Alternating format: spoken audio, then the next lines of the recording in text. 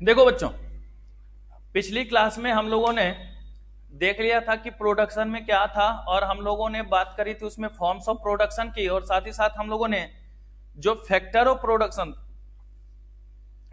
Production था उसमें दो बातें हम लोगों ने करी थी। एक हम लोगों ने लैंड की बात देखी थी और एक लेबर की। यहीं तक हुआ था ना बेटा पिछली क्लास में? लैंड और लेबर की बात हम लोगों ने करी थी, जब जिसमें हम लोगों ने लेबर कर्व को बैकवर्ड बेंडेड किया था, बैकवर्ड बेंडेड बनाया था, और हमने ये बात बताई थी कि आखिर लेबर कर्व जो है वो बैकवर्ड बेंडेड होता किस लिए है। ठीक है, कि अगर लेबर कर्व बैकवर्ड बेंडेड होता है तो वहां पर मैंने आपको बताया था कि वर्क लेजर रेशियो के कारण जो हमारा लेबर कर्व है वो हमारा बैकवर्ड बेंडेड होगा। यहां तक हमने आपको बताई थी। अब आज हम लोग बात कर लेते बेटा पहले कैपिटल की, और फिर उसके बाद बात करेंगे बेटा एंटरप्रेन्योर की। तो अगर हम लोग कैपिटल की बात करें, किसकी बात करें बेटा?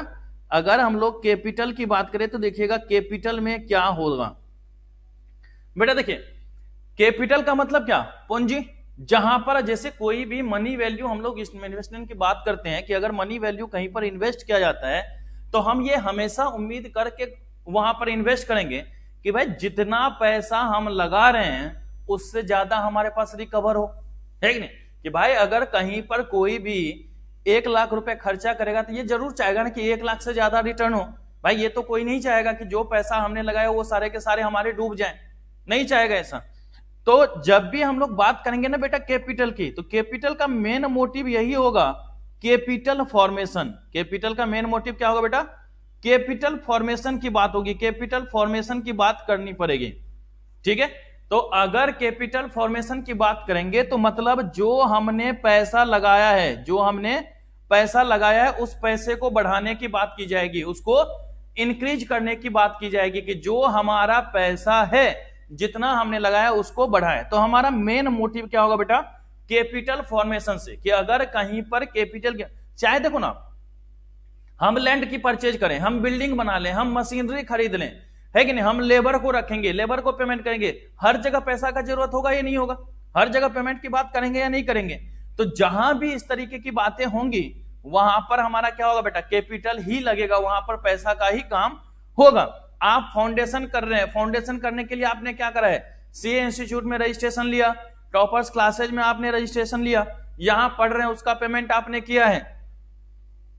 तो ये जो चेंजेज हमारा हो रहा है, ये जो अलग अलग बदलाव हो रहा है, यही बदलाव हमारा क्या होगा कि आज जो हम इन्वेस्टमेंट कर रहे हैं वो इसलिए कि जब सीए बनेंगे तो हमें कुछ ना कुछ रिटर्न भी तो मिलेगा। कि आज जब हम लोग पढ़ रहे हैं और सीए बनेंगे तो हमें कुछ ना कुछ क्या होगा बेटा? रिटर्न मिलेगा। तो वो हम लोग क्या इसी बेसिस पर इन्वेस्ट कर रहे हैं, कैपिटल फॉर्मेशन। तो कहता है कि कैपिटल फॉर्मेशन के 3 अलग अलग पार्ट्स हैं, कि अगर आपको कैपिटल फॉर्मेशन देखना है तो कैपिटल फॉर्मेशन समझने के लिए 3 अलग अलग पार्ट्स को समझना जरूरी होगा। जब तक इन तीनों पार्ट्स को नहीं समझेंगे हमारा कैपिटल फॉर्मेशन का काम नहीं होगा। कि अगर हमें कैपिटल फॉर्मेशन को देखना है तो कैपिटल फॉर्मेशन के लिए 3 बातों का होना जरूरी है, इन 3 बातों का होना जरूरी है। तो कहता है कौन कौन सा? तो सबसे पहला बेटा हमारे पास सेविंग का होना आवश्यक है। सबसे पहला क्या होगा बेटा? हमारे पास सेविंग का होना आवश्यक है। जब तक सेविंग नहीं होगा तब तक हम लोग आगे फॉर्मेशन की बात ही नहीं करेंगे। बेटा बचत होगा तब ना हम बढ़ाने की बात करेंगे, जब तक बचत ही नहीं होगा तो पैसा हम बढ़ाएंगे कहां से? भाई अगर मान लीजिए कहीं से अगर हमने 1000 रुपए कमाया, 1000 रुपए अगर हमारी इनकम है, तो उसमें से अगर 1000 से कम हम लोग खर्च करेंगे तभी हमारा कुछ ना कुछ बचेगा। तो सबसे पहला क्या होगा बेटा? हमारे पास सेविंग की बात होगी। सबसे पहला हमारा क्या होगा? सेविंग की बात होगी, सेविंग की बात हम लोग करेंगे। फिर दूसरा होगा बेटा मोबिलाइजेशन ऑफ सेविंग। दूसरा क्या होगा? Mobilisation of saving. दूसरा क्या होगा बेटा हमारा? Mobilisation of saving. और तीसरा हमारा होगा इन्वेस्टमेंट। तीसरा क्या होगा हमारा? इन्वेस्टमेंट। अब देखिए हमने यहां पर यह बात तो बता दी कि 3 तरीके की हम लोग बात कर रहे हैं। कौन कौन सा बेटा? पहला सेविंग का, दूसरा मोबिलाइजेशन ऑफ सेविंग का, और तीसरा इन्वेस्टमेंट का। तो पहला हमारा सेविंग हो गया, दूसरा मोबिलाइजेशन ऑफ सेविंग, तीसरा हम लोग इन्वेस्टमेंट। बेटा सेविंग की जब भी बात करेंगे तो सेविंग बराबर होता क्या है? तो क्या होगा बेटा? इनकम माइनस एक्सपेंडिचर ना, इनकम माइनस एक्सपेंडिचर। कि जो हमारा इनकम है उसमें से एक्सपेंडिचर करने के बाद जो भी वैल्यू हमारे पास बचेगी वो हमारा क्या कहलाएगा बेटा, सेविंग के नाम से जाना जाएगा। कि जो हमारा इनकम है, जो भी हमारा इनकम है उसमें से एक्सपेंडिचर को माइनस कर दीजिए, जो रिमेनिंग वैल्यू बचेगा वही हमारा क्या होगा बेटा, सेविंग होगा।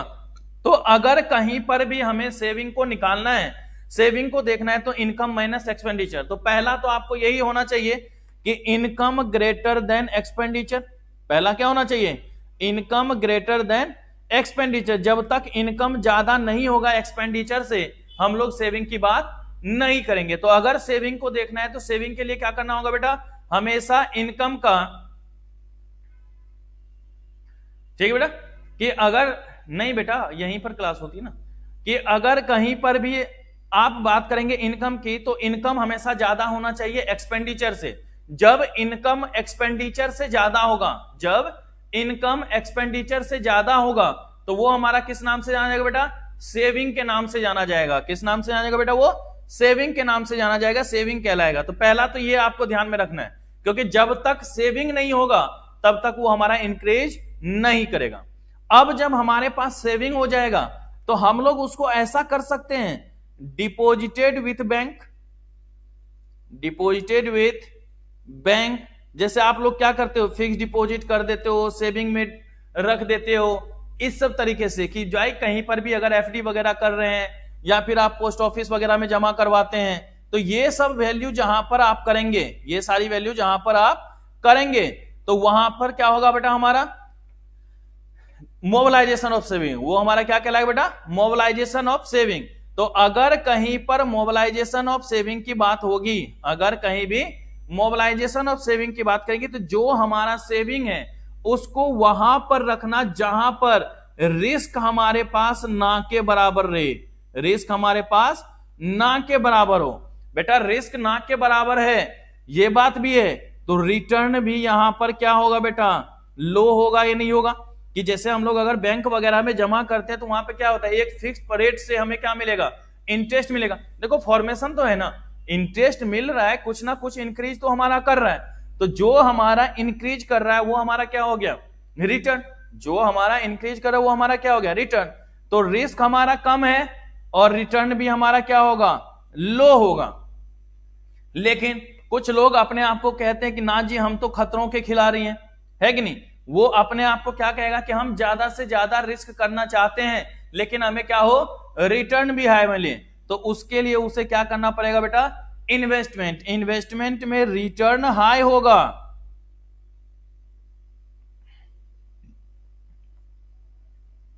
रिस्क ऑल्सो है, रिटर्न हाई होगा, रिस्क हाई होगा। हाँ बेटा म्यूचुअल फंड वगैरह भी तो वही है बुड़बक कहीं का, ठीक है। तो जहां पर देखो पहला हमारे पास सेविंग का होना आवश्यक है, पहला क्या है बेटा हमारा, सेविंग का होना आवश्यक है। जब तक सेविंग नहीं होगा हम लोग उसकी बात नहीं करेंगे, जब तक सेविंग नहीं होगा हम लोग उसके आगे की बात नहीं करेंगे। तो पहला क्या होना चाहिए बेटा, सेविंग। फिर वो जो हमारा सेविंग होगा उसको हम लोग क्या कर रहे हैं बेटा, कि एक कहीं इस जगह पर डिपॉजिट कर रहे हैं जहां से हमारा टेंशन फ्री रहे, कि भैया मेरा पैसा डूबने वाला नहीं है, मुझे कुछ ना कुछ तो वहां पर रिटर्न मिलेगा। अगर मुझे कुछ ना कुछ वहां पर रिटर्न मिलेगा तो इसका मतलब क्या क्या होगा, हमने डिपॉजिटेड विथ बैंक वगैरह की बात कर रहे हैं हम लोग, जहां पर क्या होगा, रिस्क ना के बराबर और रिटर्न हमारा लो मिलेगा। मुझे रिटर्न कम होगा लेकिन रिस्क भी ना के बराबर होगा, नहीं लेना होगा रिस्क हमें। और तीसरा हमने क्या बात बोल दी बेटा, कि इन्वेस्टमेंट। और जब इन्वेस्टमेंट की बात करते हैं तो यहां पर हमारा रिटर्न तो हाई होगा लेकिन रिस्क भी क्या होगा बेटा, हाई होगा। कि हम ये सोच के चलते हैं कि हमें ज्यादा से ज्यादा प्रॉफिट हो, ऐसा भी हो सकता है कि प्रॉफिट ना हो पाए, ऐसा भी तो हो सकता है कि प्रॉफिट हमारा क्या हो, डूब जाए। तो ये चीज आप लोगों को ध्यान में रख करके चलना है इन चीजों को, कि अगर हम इन्वेस्टमेंट की कहीं पर भी बात कर रहे हैं तो इन्वेस्टमेंट में हमारा रिटर्न जो है हाई होता है और रिस्क भी हाई होता है। तो अगर आपको मेनली कोई भी कैपिटल के बारे में पूछे तो कैपिटल का मेन मोटिव होता है कैपिटल फॉर्मेशन से। कैपिटल फॉर्मेशन के 3 अलग अलग स्टेज है, सेविंग, मोबिलाइजेशन ऑफ सेविंग और investment. Saving, mobilisation of saving और इन्वेस्टमेंट। अगर सेविंग की बात करें तो सेविंग के लिए इनकम का ज्यादा होना जरूरी है एक्सपेंडिचर से। अगर हम लोग सेविंग की बात करें तो सेविंग का ज्यादा होना जरूरी है, मतलब इनकम का ज्यादा होना जरूरी है एक्सपेंडिचर से। तो इनकम ज्यादा होगा तो वो हमारा सेविंग हो गया। फिर उसी सेविंग को दो अलग अलग स्टेप में हम लोग कर सकते हैं। या तो हम उसको क्या कर सकते हैं, डिपॉजिटेड विथ बैंक कर सकते हैं, जो उसको हम लोग मोबिलाइजेशन ऑफ सेविंग के नाम से जानेंगे, जहां पर हमारा रिटर्न हमें क्या होगा, कम मिलेगा। रिटर्न हमें कम मिलेगा लेकिन हमें रिस्क भी झेलने की जरूरत नहीं होगी। लेकिन अगर हमने बोला ना जी हमें तो ज्यादा प्रॉफिट चाहिए, तो उसके लिए क्या करते हैं हम लोग बेटा, इन्वेस्टमेंट करते हैं। तो ये चीजें आपको बेसिकली किसमें देखना बेटा, हमारा कैपिटल के अंतर्गत। जल्दी से नोट कर लीजिए बेटा इसको, जल्दी से सारे बच्चे नोट करें।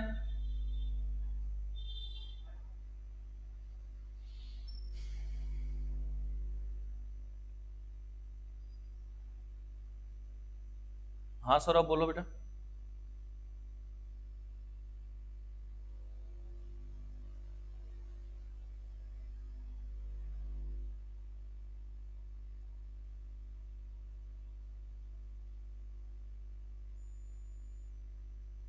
हो गया, सबने नोट कर लिया?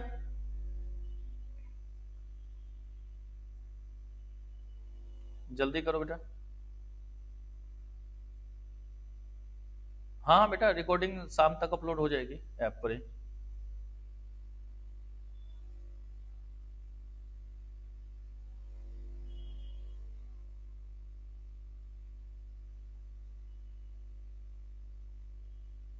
चलिए, अब हमारे पास चौथा होता बेटा एंटरप्रेन्योर। चौथा हमारा कौन सा होगा बेटा, एंटरप्रेन्योर। अब अगर एंटरप्रेन्योर की बात करते हैं बेटा, सबसे इंपॉर्टेंट तो यही है हमारे पास कि अगर हम लोग यहां पर देखेंगे तो सबसे इंपॉर्टेंट जो हमारे पास होता है बेटा, वो एंटरप्रेन्योर ही होता है। दैट्स मीन्स क्या होगा, ऑनर, जिसको हम लोग आसान शब्दों में कह सकते हैं। क्या कह सकते हैं हम लोग, ऑनर की बात करते हैं। अब ऑनर बोल देना आसान है, लेकिन यहां पर जब हम लोग काम की बात करेंगे तो ये बेटा रिस्क बियरर कहलाता है। क्या कहलाएगा बेटा, ये रिस्क बियरर के नाम से जाना जाएगा। अर्थात जिसको हम लोग कहते हैं ना खतरों के खिलाड़ी। खतरों के खिलाड़ी इन द सेंस कि भाई अगर मान लीजिए कि वो पूरा का पूरा लैंड की बात कर रहा है, लेबर की बात कर रहा है, कैपिटल की बात कर रहा है, तो उसको जरूर इसके बिहाफ में कुछ ना कुछ रिटर्न मिलता होगा। इसके बिहाफ में कुछ ना कुछ क्या होगा, रिटर्न मिलता होगा, क्योंकि पूरा का पूरा रिस्क तो इसी ने बियर किया ना। भाई प्रॉफिट होगा इसके लिए होगा, लॉस होगा इसके लिए होगा। तो एंटरप्रेन्योर का भी होना यहां पर जरूरी है। तो जो एंटरप्रेन्योर होता है उसको यहां से ना, चूंकि ये रिस्क बियर करता है, तो दो चीजें आपको यहां पर दिख सकती हैं, आइदर प्रॉफिट और लॉस, या तो प्रॉफिट या तो लॉस। लेकिन बेटा ये ना अकाउंटिंग टर्म्स का हमें पार्ट्स लगता है। जैसे प्रॉफिट की बात करते हैं तो प्रॉफिट आप लोग अकाउंट्स में ज्यादा से ज्यादा निकालते होंगे, लॉस की बात कर रहे हैं तो प्रॉफिट एंड लॉस अकाउंट तो वहां पर बनाते हैं तो पता चलता होगा। लेकिन अगर हम लोग इकोनॉमिक्स के टर्म्स में देखें, अगर हम लोग इकोनॉमिक्स की टर्म्स में देखें कि इकोनॉमिक्स में हमारा क्या होता है, तो अगर इकोनॉमिक्स के टर्म्स में निकालेंगे तो इसको हम लोग इकोनॉमिक प्रॉफिट और लॉस के नाम से जानेंगे। किस नाम से जानेंगे बेटा, इकोनॉमिक प्रॉफिट और लॉस के नाम से जानते हैं। इसी बेसिस पे चूंकि हम इकोनॉमिक्स के अंतर्गत पढ़ रहे हैं तो इसको किस नाम से जानेंगे बेटा, इकोनॉमिक प्रॉफिट और लॉस के नाम से जानेंगे। तो जो भी हमारे पास एंटरप्रेन्योर होगा, एंटरप्रेन्योर हमारा क्या होगा, रिस्क बियरर होगा, जिसको इकोनॉमिक प्रॉफिट या लॉस यहां पर हमारा होगा। जो हमारा क्या होगा बेटा, इकोनॉमिक प्रॉफिट या लॉस होगा। अब ये जो इकोनॉमिक प्रॉफिट और लॉस है, ये हमारे एंटरप्रेन्योर के लिए रिवार्ड्स के नाम से जाना जाएगा। किस नाम से जाएगा बेटा, रिवार्ड्स के। किस, उसकी अपनी मेहनत का परिणाम है, उसके द्वारा किया गया अपनी मेहनत का परिणाम है। अगर वो सही से डिसीजन मेकिंग नहीं करे, सही से काम नहीं करे, तो क्या उसे प्रॉफिट होगा, क्या नहीं होगा ना।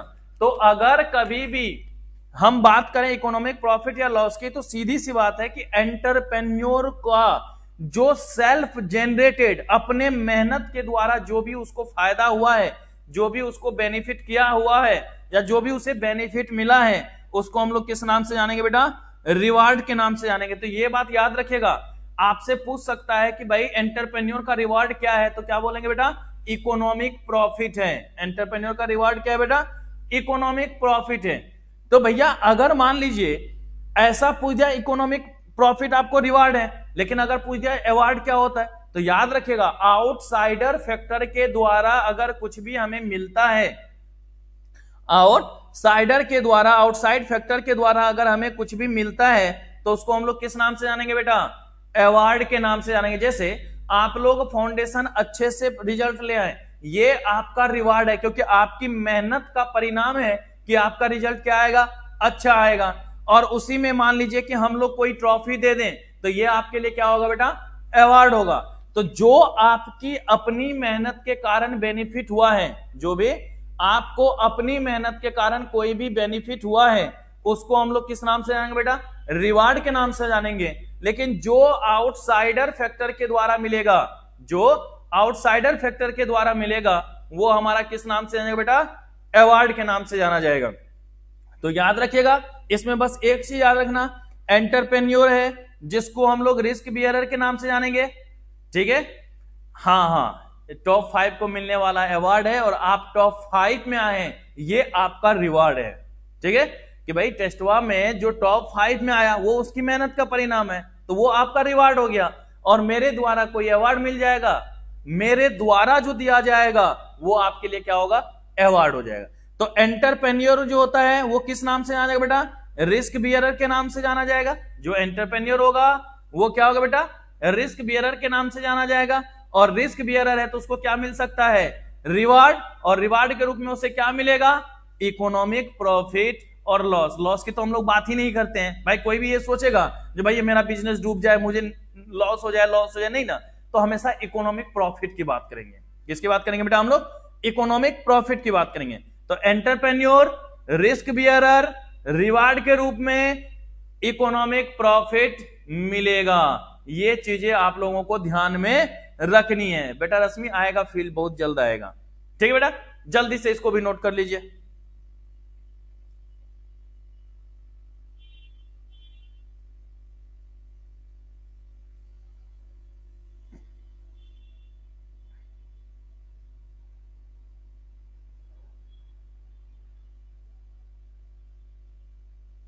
वो तो लिखवा दिया था बेटा कैपिटल में।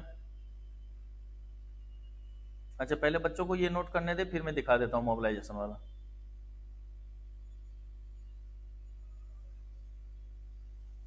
तनिष्का समझ में आ रहा है बेटा?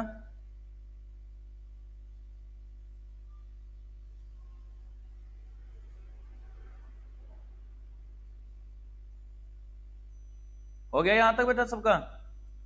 सचिन जल्दी से नोट कर लो बेटा, mobilisation of saving investment.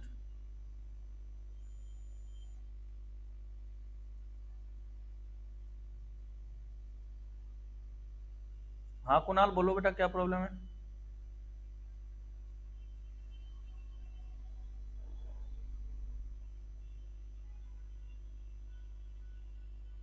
Thakur तेरे तो दोनों हाथ ही कट गए, तो तू कैसे लिखेगा? कुणाल कोई प्रॉब्लम था बेटा? आपने हैंड रेज किया हुआ था। अच्छा, मतलब फील लेने के लिए हैंड रेज करता है पूर्वक। हो बेटा, नोट कर लिया सचिन? चलो अब देखो बेटा, ये तो हमारे हो गए क्या? Factor of production. बेटवा अब इस फैक्टर ऑफ प्रोडक्शन के कारण इफेक्ट पड़ेगा या नहीं पड़ेगा? याद करो, जब मैंने डिमांड बताया था तो वहां पे डिमांड फंक्शन आया था या नहीं आया था?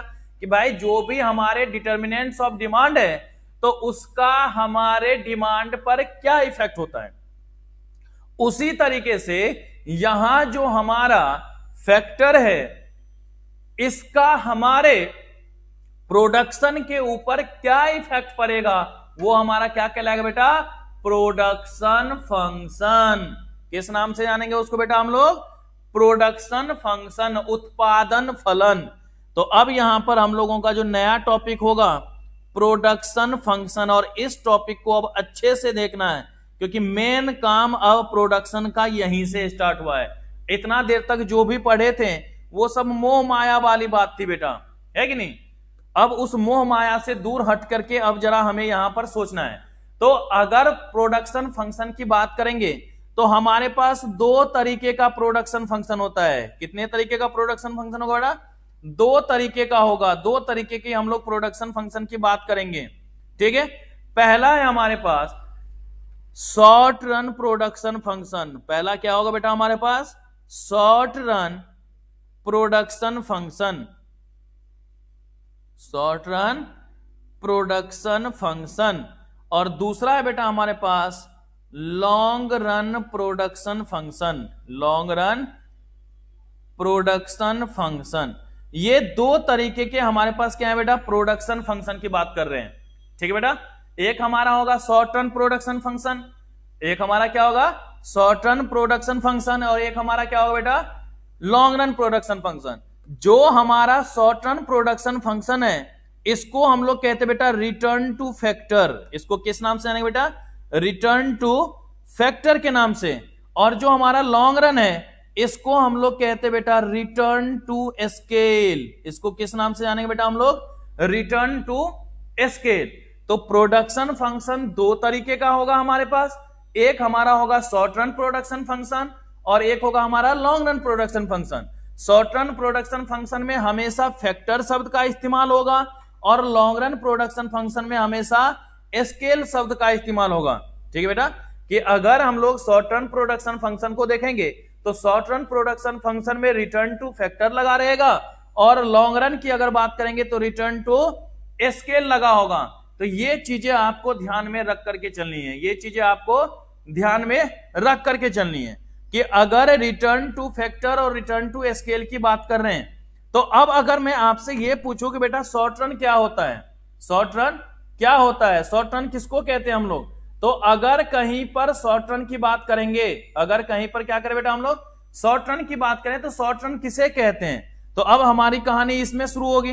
तो अगर बेटा कहीं पर भी आपसे पूछा जाए शॉर्ट रन क्या होता है तो देखिए चार हमारे पास फैक्टर ऑफ प्रोडक्शन है ना, लैंड, लेबर, कैपिटल और एंटरप्रेन्योर। कहता है अगर इन चार में से कुछ तो हमारा फिक्स हो और कुछ हमारा वेरिएबल हो जाए, कुछ हमारा क्या हो बेटा फिक्स हो और कुछ हमारा वेरिएबल हो जाए तो वो हमारा किस नाम से जाने बेटा, शॉर्ट रन प्रोडक्शन फंक्शन के नाम से जाना जाएगा। ठीक है, कि अगर शॉर्ट रन की बात करें तो कहता है कि where at least one FOP, FOP का मतलब होता है बेटा फैक्टर ऑफ प्रोडक्शन, कि लैंड, लेबर, कैपिटल, एंटरप्रेन्योर जिसकी बात कर रहे हैं हम लोग तो उससे हम लोग किस नाम से जानेंगे बेटा, एफओपी के नाम से। तो where at least one FOP is fixed and all others are variable normally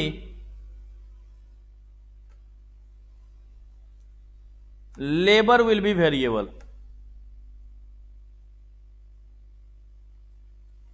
कि अगर जहां पर कम से कम एक फैक्टर ऑफ प्रोडक्शन, जहां पर कम से कम एक फैक्टर ऑफ प्रोडक्शन हमारा क्या हो फिक्स हो और बाकी जो है वेरिएबल हो, बाकी क्या हो बेटा वेरिएबल हो, तो जहां पर कम से कम एक फैक्टर की चार हमारे पास थे ना बेटा, लैंड, लेबर, कैपिटल और एंटरप्रेन्योर। कौन कौन से थे बेटा हमारे पास, लैंड, लेबर, कैपिटल और एंटरप्रेन्योर। अगर लैंड, लेबर, कैपिटल, एंटरप्रेन्योर की बात करें तो उसमें कम से कम एक हमारा क्या होना चाहिए फिक्स होना चाहिए, बाकी वेरिएबल। हम लोग कहते हैं कि नॉर्मली लेबर जो होता है वो हमारा ज्यादा से ज्यादा वेरिएबल होता है और ये हम सभी जानते हैं कि सबसे ज्यादा, जब मैंने लेबर के बारे में पढ़ाया था तो वहां हमने लिखा था कि हाईली पेरिसेबल होता है, हाईली पेरिसेबल होता है। मोबाइल फैक्टर होता है, ज्यादा से ज्यादा उसको हम लोग चेंज कर सकते हैं कि भाई आज एक अगर एक टीचर ने पढ़ाया समझ नहीं आया तो दूसरा टीचर आ जाएगा, दूसरे से समझ नहीं आया तीसरा टीचर आएगा, चेंजेस ज्यादा हो सकता ही नहीं हो सकता। तो जहां पर शॉर्ट रन की बात करेंगे तो शॉर्ट रन में यही चीज आपको ध्यान में रखना है कि कुछ तो हमारे पास फिक्स होगा और कुछ एक हमारे पास क्या होगा बेटा वेरिएबल होगा। लेकिन जब इसके जस्ट अपोजिट हम लोग बात करते हैं बेटा लॉन्ग रन की, तो लॉन्ग रन में कहता है कि all FOP, all FOP factor of production are variable in same proportion, same proportion. बेटा इस चीज को याद रखिएगा, सेम प्रोपोर्शन वाला कंसेप्ट, कि यहां पर जितने भी हमारे फैक्टर ऑफ प्रोडक्शन हैं कि अगर हम लोग बात कर रहे हैं लॉन्ग रन की, तो लॉन्ग रन में जितने भी फैक्टर ऑफ प्रोडक्शन है वो सारे के सारे क्या होंगे, वेरिएबल होंगे। किस में बेटा, सेम प्रोपोर्शन में। मतलब percentage change in labour is equal to percentage change in land is equal to percentage change in capital is equal to percentage change in entrepreneur. बेटा क्या ये लगता है कि संभव है कि हर किसी में सेम चेंज हो जाए, हर किसी में सेम चेंज हो जाए? ये क्या आपको संभव लगता है? नहीं लगता है, ऐसा नहीं हो सकता।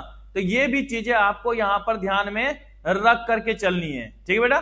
तो जहां पर हम लोग अगर शॉर्ट रन की बात करेंगे, जहां पर अगर हम लोग शॉर्ट रन की बात करेंगे, तो शॉर्ट रन में क्या देख के चलना है बेटा आपको, कि अगर शॉर्ट रन की बात कर रहे हैं, अगर किसकी बात कर रहे हैं बेटा, अगर हम लोग शॉर्ट रन की बात कर रहे हैं, तो शॉर्ट रन में जो भी हमारे पास फैक्टर ऑफ प्रोडक्शन है उसमें कुछ एक हमारा फिक्स होगा और कुछ एक हमारा क्या होगा, वेरिएबल होगा। जबकि अगर लॉन्ग रन की बात करें तो लॉन्ग रन में सारे के सारे हमारे फैक्टर्स क्या होंगे, वेरिएबल होंगे, सेम प्रोपोर्शन में। तो ये हमारा मेनली बात होता है शॉर्ट रन और लॉन्ग रन का। लेकिन भैया शॉर्ट रन को भी एक्सप्लेन करना पड़ेगा, लॉन्ग रन को भी एक्सप्लेन करना पड़ेगा, तभी ना हमारा काम होगा। तो पहले हम लोग शॉर्ट रन को अच्छे से एक्सप्लेन करेंगे, देखेंगे, कोशिश करेंगे कि आज ही हमारा क्या हो, शॉर्ट रन कंप्लीट हो जाए। पहले जल्दी से इसको लिख लीजिएगा बेटा, प्रोडक्शन फंक्शन को जल्दी से नोट कर लीजिए। नोट किया हुआ हो जाए तो सब मैसेज में लिख दिया करना।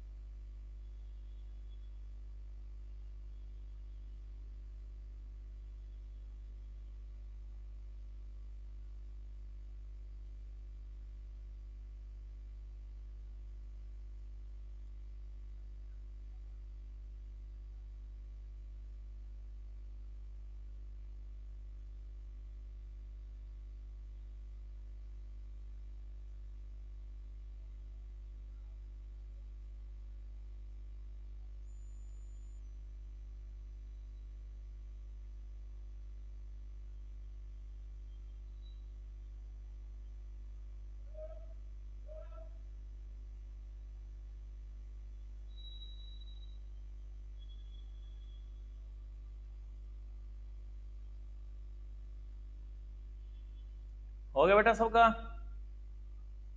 चलिए जी, सुजल जल्दी लिखो बेटा।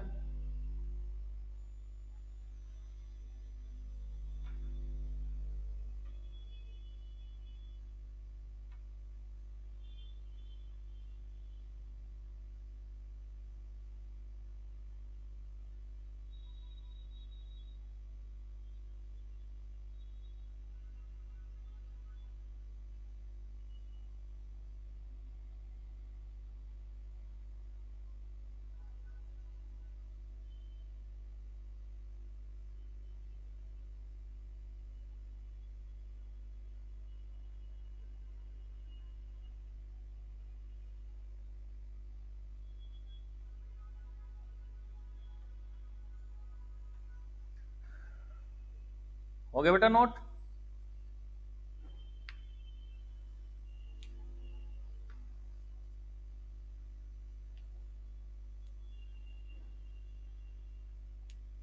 तनिष्का,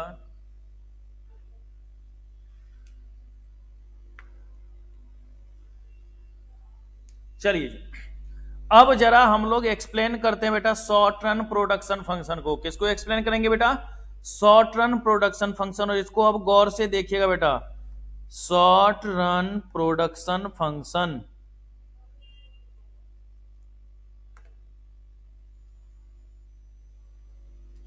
अगर शॉर्ट रन प्रोडक्शन फंक्शन की बात करेंगे, किसकी बात करेंगे बेटा? शॉर्ट रन प्रोडक्शन फंक्शन की बात करेंगे। तो शॉर्ट रन को एक्सप्लेन करने के लिए दो अलग अलग अप्रोचेज को आपको देखना होगा, दो अलग अलग अप्रोच से आपको निकालना है कि अगर शॉर्ट रन की बात करते हैं तो शॉर्ट रन को हम लोग दो अलग अलग अप्रोच के अनुसार देखेंगे, दो अलग अलग अप्रोच से समझेंगे। अगर हम सबसे पहले बात करें तो एक होगा बेटा हमारा ट्रेडिशनल अप्रोच। एक हमारा क्या होगा बेटा? Traditional approach. क्या होगा बेटा हमारे पास? एक हमारा होगा ट्रेडिशनल अप्रोच और एक हमारा होगा बेटा marginal approach, sorry modern approach. एक हमारा ट्रेडिशनल और एक हमारा मॉडर्न अप्रोच। अब देखिए, अगर ट्रेडिशनल की बात करें और मॉडर्न की बात करें तो क्या क्या होगा? ठीक है, ट्रेडिशनल पुराने जमाने में, इसमें भी देखेंगे और यहां पर भी देखेंगे। अगर ट्रेडिशनल की बात करते हैं तो ट्रेडिशनल में तीन अलग अलग तरीके की बात होगी। LIRF, law of increasing. बेटा अगर ऊपर एरो लिख रहा हूं तो इसका मतलब है increasing, increasing return to factor, law of increasing return to factor. कि अगर हम पहले वाले को देखें तो वो हमारा क्या होगा बेटा? LIRF, law of increasing return to factor. दूसरा हमारा होगा बेटा LCRF, law of constant return to factor, law of constant, law of constant return to factor, law of constant return to factor. और अगर तीसरे की बात करें बेटा तो वो होगा LDRF, law of diminishing return to factor, diminishing return to factor. तो अगर कहीं पर भी इस तरीके की बातें होंगी, अगर कहीं पर भी इस तरीके की बातें होंगी तो तीन तरीके से हम लोग देखेंगे। कौन कौन सा बेटा? Law of increasing return to factor, law of constant return to factor and law of diminishing return to factor. ये तीन तरीके की अलग अलग बातें आपको यहां पर समझनी है। अगर इसी में मॉडर्न अप्रोच में देखेंगे तो मॉडर्न अप्रोच में सबसे पहला होता है बेटा फर्स्ट स्टेज। सबसे पहला क्या होगा बेटा? First stage. इसको हम लोग कहते हैं बेटा stage of increasing returns, stage of increasing returns. फिर उसके बाद दूसरा है बेटा हमारा सेकेंड स्टेज। पहला हो गया हमारा फर्स्ट स्टेज, दूसरा क्या होगा? Second stage. इसको कहते हैं बेटा स्टेज ऑफ डिमिनिशिंग रिटर्न्स। दूसरा क्या हो गया? Stage of diminishing return. और तीसरा होगा बेटा हमारा थर्ड स्टेज, और थर्ड स्टेज को कहते हैं बेटा स्टेज ऑफ नेगेटिव रिटर्न्स।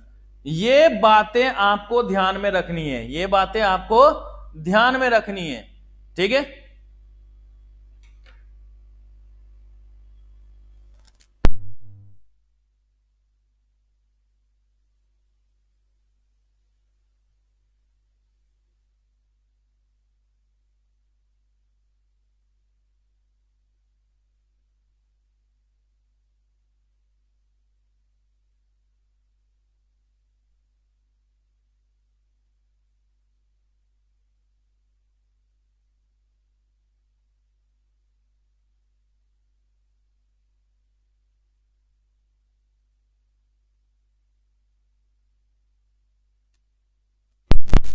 ठीक है बच्चों, तो हमारे पास क्या होगा बेटा? यहां पर तीन तरीके की बातें कि अगर ट्रेडिशनल के अनुसार देख रहे हैं, अगर हम लोग क्या कर रहे हैं बेटा?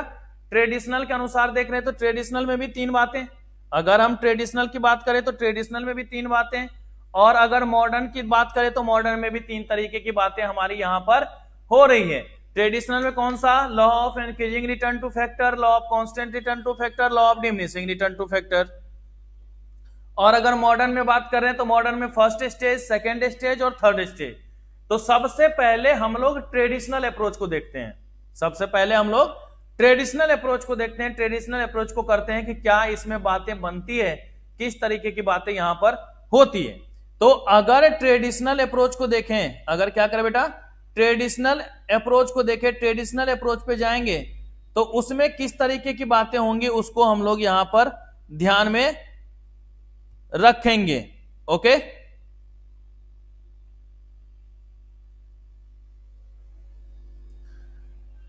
तो देखिए बेटा, सबसे पहले अगर आपको ट्रेडिशनल में जाना है या मॉडर्न में जाना है तो सबसे पहले समझना पड़ेगा आपको प्रोडक्ट के बारे में। सबसे पहले क्या करना पड़ेगा बेटा, आपको प्रोडक्ट के बारे में समझना पड़ेगा, जिसमें हम लोग देखेंगे कि टोटल प्रोडक्ट क्या होता है, एवरेज प्रोडक्ट क्या होता है और मार्जिनल प्रोडक्ट क्या होता है। जब तक उसके बारे में नहीं समझेंगे इसको हम लोग एक्सप्लेन नहीं कर पाएंगे। तो चलिए जरा हम लोग देखते हैं प्रोडक्ट के बारे में। किसके बारे में देखेंगे बेटा, प्रोडक्ट। प्रोडक्ट का मतलब होता है बेटा फिनिश गुड्स। प्रोडक्ट का मतलब क्या हो गया, फिनिश गुड्स, कि जो गुड्स हमारा तैयार हो चुका है उसी को तो हम लोग कहेंगे ना बेटा प्रोडक्ट, है कि नहीं। याद करो जब हमने आपको प्रोडक्शन शुरुआत किया था तो हमने बोला था transformation of input into output. तो जो हमारे पास आउटपुट है, जो हमारे पास आउटपुट है उसी को हम लोग क्या कहेंगे, प्रोडक्ट के नाम से जानेंगे। उसी को हम लोग क्या कहेंगे, फिनिश गुड्स के नाम से जानेंगे। ठीक है, तो जो हमारे पास प्रोडक्ट है, जो आउटपुट है, वही हमारा क्या है बेटा, फिनिश गुड। तो ये जो आउटपुट है, ये आउटपुट तीन तरीके का होता है बेटा। ये आउटपुट हमारा क्या होता है बेटा, तीन तरीके का होता है। सबसे पहला है हमारे पास टोटल प्रोडक्ट। सबसे पहला क्या है बेटा हमारे पास, टोटल प्रोडक्ट। अगर टोटल प्रोडक्ट की बात करें तो क्या होता है, कहता है जो हमने टोटल प्रोडक्शन किया हो, भाई जितने भी यूनिट्स का हमने प्रोडक्शन किया उन सबको अगर एक साथ मिला लें तो वो हमारे लिए क्या कहलाएगा बेटा, टोटल प्रोडक्ट ना। तो that's means total production made, total production made,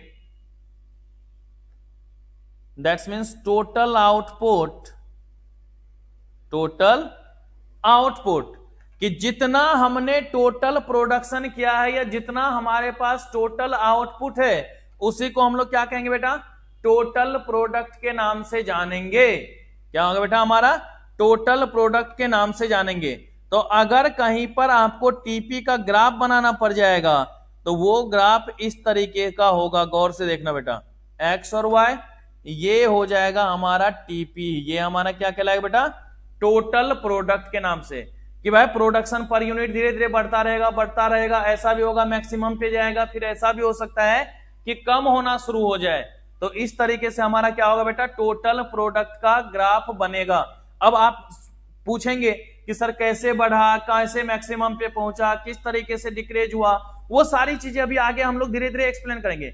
ये जो मैंने ऊपर में दो अप्रोच लिखा है ना बेटा, वो इसी को बताऊंगा मैं कि किस किस तरीके से ये सारा काम हमारा हुआ है। फिर मैं मॉडर्न अप्रोच में उसी को सारा का सारा मैं एक्सप्लेन करके दिखाऊंगा और तीनों का कंपैरिजन करके वहां पर देखेंगे कि कैसे वैल्यू कंसीडर्ड हुआ है। ठीक है, तो ये पहला हमारा क्या हो जाएगा बेटा, टोटल प्रोडक्ट। अगर हम इसके बाद बात करें तो दूसरा हमारे पास होता है बेटा एवरेज प्रोडक्ट। दूसरा क्या हो जाएगा बेटा हमारा, एवरेज प्रोडक्ट, एपी। क्या होगा, एपी। अगर एवरेज प्रोडक्ट की बात करें, किसकी बात करें बेटा, एवरेज प्रोडक्ट की बात करें, तो एवरेज प्रोडक्ट में याद करना कहता है कि ratio of total product divide quantity. That's means TP divide में क्वांटिटी, यही तो एवरेज निकलता है ना बेटा।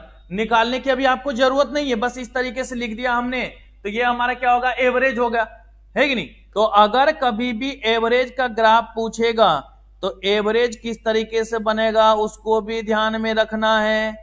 ये रह गया हमारा एवरेज, ये क्या हो गया बेटा हमारा एवरेज प्रोडक्ट। कभी भी नेगेटिव नहीं होगा, इंक्रीज करेगा मैक्सिमम होगा, डिक्रीज करेगा पर जीरो या नेगेटिव नहीं होगा। क्योंकि अगर एवरेज नेगेटिव जाएगा इसका मतलब टोटल प्रोडक्ट नेगेटिव जाएगा। भाई टोटल जीरो हो सकता है, प्लस हो सकता है, नेगेटिव कहां से हो जाएगा। तो नेगेटिव की तो बात ही हम लोग नहीं करेंगे। और एक बात ना, मैं सारे स्टाफ वगैरह को रखा रहूं, है कि नहीं, और काम ही ना हो तो क्या हम रखेंगे उसको, क्या नहीं रखेंगे ना भाई। बोलेंगे हमें प्रोडक्शन करने की जरूरत ही नहीं है, हम ना करेंगे एक्सपेंडिचर, है कि नहीं। तो ये चीजें आपको ध्यान में रखना है। हमारा क्या होगा, एवरेज प्रोडक्ट। आपको जो मेनली सबसे इंपॉर्टेंट बातें ध्यान में रखनी है वो ये बातें बेटा, marginal product, marginal product,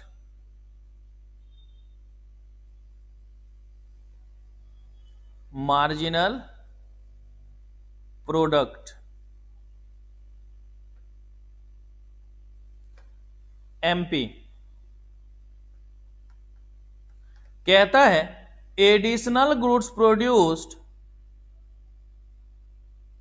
additional goods produced due to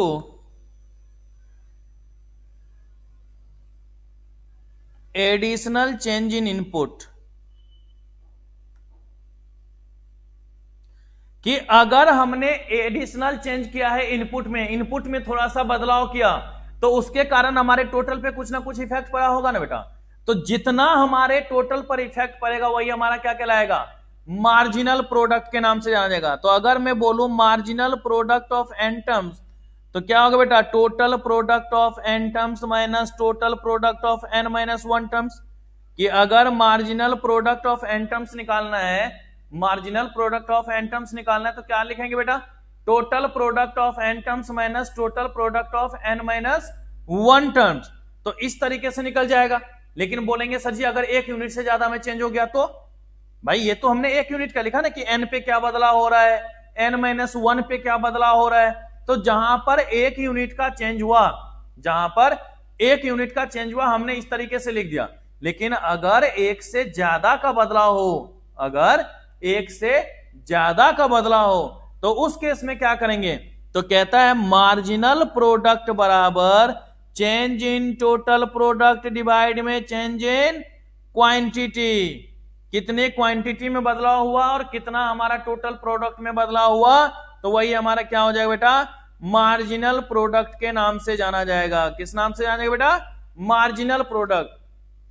तो बस एक चीज याद रखना है कि मार्जिनल प्रोडक्ट का मतलब एडिशनल प्रोडक्ट, कितना लगाते जा रहे हैं कितना बनता जा रहा है, कितना इनपुट लगा रहे हैं कितना आउटपुट बन रहा है, जितना बनेगा वही हमारा क्या होगा, मार्जिनल प्रोडक्ट। जैसे देखो ना, मंडे को मैं प्योर टकलू था, पिछली मंडे को, है कि नहीं। अब उसके बाद अगले दिन मैंने देखा थोड़े थोड़े काले काले आए, फिर अगले दिन देखा थोड़े से बड़े, फिर थोड़ा सा बढ़ा, धीरे धीरे चेंज हुआ ना। अब थोड़ा सा ऊपर में काला नजर आ रहा है ना, है कि नहीं, अब उतना चमकदार तो नहीं लग रहा है। तो ये जो चेंजेज है ये डेली बेसिस पे जो बढ़ रहा है ये हमारा क्या हो रहा है बेटा, मार्जिनल। ये हमारा क्या है, मार्जिनल प्रोडक्ट। एक दिन बढ़ने से कितना बढ़ रहा है कि नहीं। तो उसी तरीके से गुड्स में कि भाई कितना हम लोग इनपुट लगाएं और कितना हमारा आउटपुट बना, है कि नहीं, तो वो हमारा क्या हो जाएगा बेटा, मार्जिनल प्रोडक्ट। ठीक है यो, ठीक है बेटा। तो ये जो एडिशनल चेंज हुआ है उसी को क्या कहेंगे बेटा हम लोग, मार्जिनल प्रोडक्ट के नाम से जानेंगे, मार्जिनल प्रोडक्ट कहलाएगा। तो भैया ग्राफवा तो एक रो ना बनी, ऐसा तो नहीं है कि इसको छोड़ के चलेंगे, है कि नहीं, ग्राफ तो इसका भी देखना पड़ेंगे। मार्जिनल प्रोडक्ट में भी पॉजिटिव जीरो और नेगेटिव, है कि नहीं। कि मार्जिनल प्रोडक्ट जो है, मार्जिनल प्रोडक्ट पॉजिटिव भी होगा, मैक्सिमम तक जाएगा, जीरो भी होगा और नेगेटिव भी होगा। अब बोलोगे सर जी नेगेटिव कैसे हो जाएगा बेटा, जैसे मान लो हमें किसी काम को, जैसे मान लो मैं यहां पे पढ़ा रहा हूं, ठीक है, अब एक आदमी काफी है, एक सिस्टम पर एक बार में एक ही आदमी पढ़ाएंगे ना। अब मान लो दूसरे भी टीचर आके बैठ जाए ना, जी हम भी पढ़ाएंगे तुम्हारे साथ और एक साथ ही पढ़ाएंगे, है कि नहीं। अब मान लो एक बगल बगल में बैठ जाए अकाउंट्स वाले सर, एक बगल बैठ जाए लॉ वाले सर, है कि नहीं। अब ना वो खुद पढ़ा पाएंगे और ना हम पढ़ा पाएंगे, तो क्या आपका टाइम बर्बाद होगा या नहीं होगा। तो आप क्या बोलोगे, अबे यार नेट भी खत्म हुआ, कोई फायदा भी नहीं हुआ, नुकसान हो गया रे बाबा, मतलब आज की क्लास तो गयो, है कि नहीं। ये जो आज की क्लास गयो, this is known as marginal product negative. अभी हम पढ़ रहे हैं, मजे में पढ़ रहे हैं, समझ में आ रहा है, ये हमारे लिए क्या है, गेन है ना। तो हमने क्या बोला, भाई कुछ तो हमारा प्रोग्रेस हुआ, कुछ तो हमारा चेंजेज हुआ, तो ये हमारे लिए क्या है, टोटल प्रोडक्ट बढ़ा, मार्जिनल प्रोडक्ट हमारा पॉजिटिव है कि नहीं। अब पूरे 2 घंटे तक बिना किसी ब्रेक के कंटिन्यूसली पढ़ते रह जाएं तो हम क्या बोलेंगे, देखो मैक्सिमम तक हमने प्रोडक्शन किया। फिर मैंने बोला बेटा 10 मिनट पहले ही छोड़ देता हूं, क्या होगा, 10 मिनट पहले ही छोड़ दिया हमने, तो प्रोडक्ट तो हुआ लेकिन और दिन से क्या हो गया, कम हो गया। मैंने किसी दिन बोला बेटा देखो आज जो है ना क्लास नहीं लूंगा, पहले ही मैंने अगर मना कर दिया तो आप क्या बोलोगे, हाँ चल टेंशन फ्री है, आज कोई क्लास नहीं है कि नहीं। जैसे नव वर्ष की शुभकामनाएं पर हमने क्या करा, ऑफ कर रखा था, प्रोडक्शन नहीं हुआ, मतलब मार्जिनल जीरो। मार्जिनल क्या हो गया बेटा, जीरो। लेकिन क्लास का टाइम रख दूं, बोला 3 बजे से बच्चे ऑनलाइन आ जाना, मैंने ऑनलाइन कर दिया और घूम रहा हूं, आधे घंटे घूम के हाँ रे सब ऑनलाइन आ गया है, चल अब देखते हैं। अब इसमें क्या होगा, आप क्या बोलोगे, अरे सर जी आप तो अब आए हो, आधा घंटा तो आपने बर्बाद करवा दिया। ये आधा घंटा बर्बाद करवा दिया, दैट्स मींस आपका प्रोडक्शन क्या हुआ, नेगेटिव हुआ या नहीं हुआ बेटा। तो ये चीजें आपको ध्यान में रखनी है कि जहां पर, अब मान लो नहीं, जैसे किसी काम को करने के लिए 1 लेबर की जरूरत है, अब वहां पर 2 आ जाए तो काम तो कोई एक कर रहा होगा, चाय ना पी लो, ठीक है, काम तो कोई एक कर लेगा, बाकी दूसरा आराम आराम से खैनी खा रहा होगा और खुद में वो लगा भाई कितना काम करता है, थोड़ा सा बैठ के गप्पे सप्पे मार लो, है कि नहीं, उधर हाथ में खैनी चल रहा होगा, तो भाई प्रोडक्शन कम होगा ही नहीं होगा, इफिशियंसी डाउन होगी या नहीं होगी। तो भाई हो सकता है सरप्लस लेबर हो जाए, या हमने जो डिसीजन मेकिंग करा वो डिसीजन हमारा अनफेवरेबल हो जाए, तो उस सब केस में जो हमारा मार्जिनल प्रोडक्ट होगा वो नेगेटिव जा सकता है। तो ये चीजें आपको बेसिकली ध्यान में रखनी है टीपी, एपी और एमपी के लिए, और ज्यादा किसी चीज पे नहीं, बस उसके ग्राफ पे ध्यान रखना, क्योंकि आगे मैं करता जाऊंगा, ग्राफ के माध्यम से ही समझाऊंगा कि क्या क्या चेंजेज होगा जी। ओके, क्या यहां तक किसी को समझने में कोई दिक्कत, बोलिए जनाब।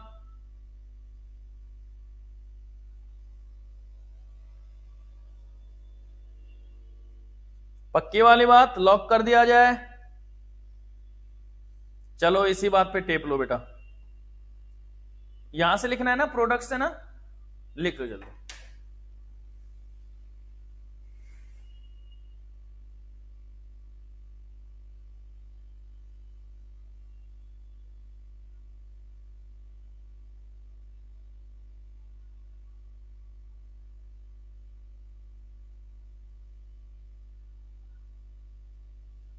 ऊपर से कौन सा बेटा, ये वाला, ये नहीं लिखवाया था, लिख लो।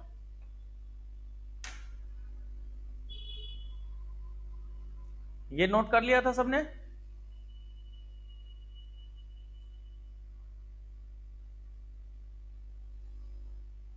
हाँ भूमिका दिखा रहा हूं बेटा, ये वाला नोट करवाया था मैंने इससे पहले।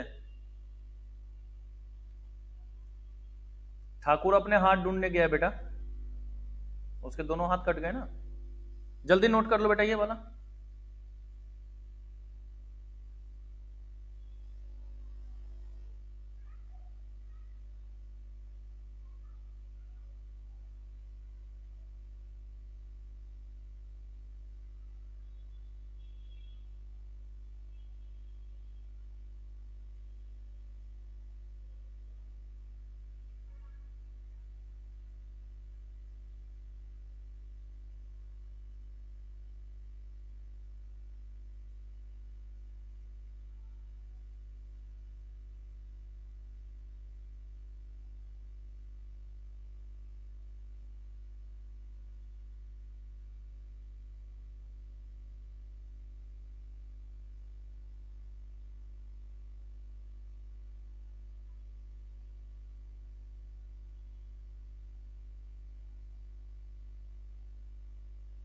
हो गया बेटा, नोट कर लिया यहां तक।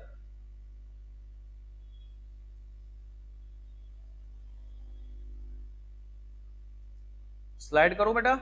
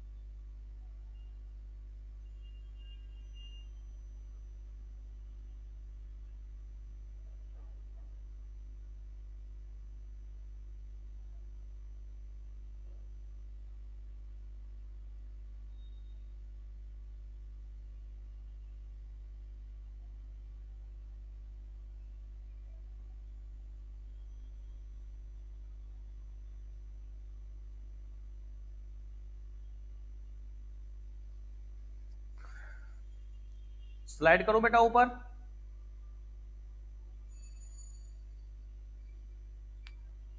आवाज नहीं आ रही है मेरी?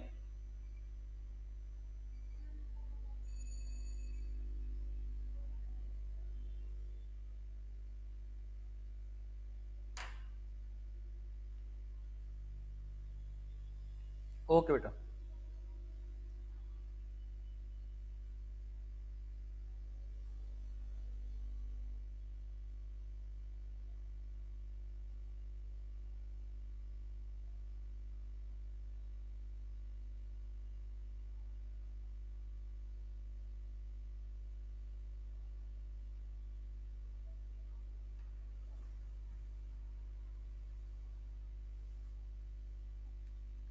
लिख लिया बच्चों?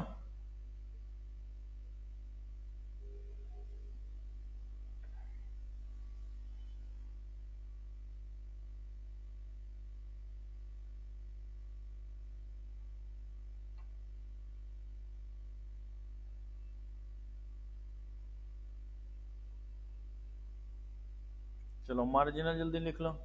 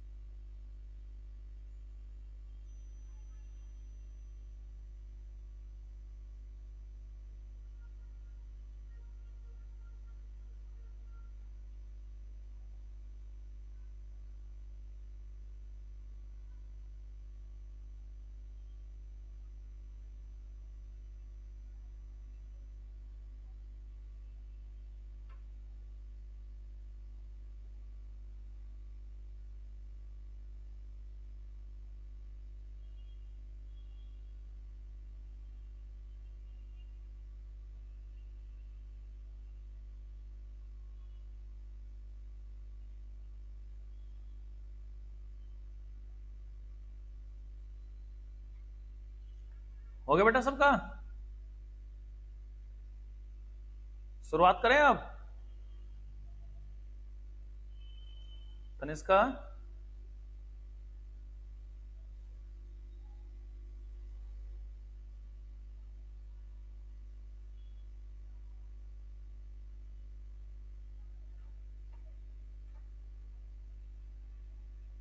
देखो बच्चों, अब अगर हम लोग देखें तो सबसे पहला हमारा कौन सा था बेटा? ट्रेडिशनल अप्रोच ना। तो अगर ट्रेडिशनल अप्रोच को हम लोग अगर क्या करेंगे बेटा हम लोग, अगर ट्रेडिशनल अप्रोच को देखें, ट्रेडिशनल अप्रोच के अनुसार काम करें, तो सबसे पहला कौन सा था? LIRF, लॉ ऑफ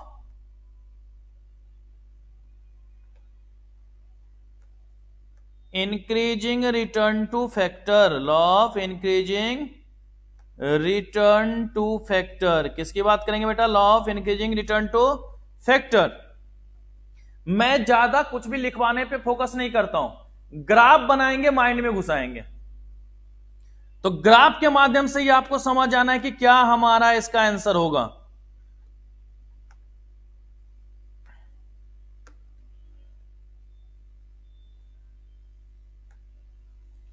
एपीएमपी बेटा देखो, एपीएमपी दोनों बढ़ रहा है ना, और एमपी ग्रेटर देन क्या बेटा? एपी है ना।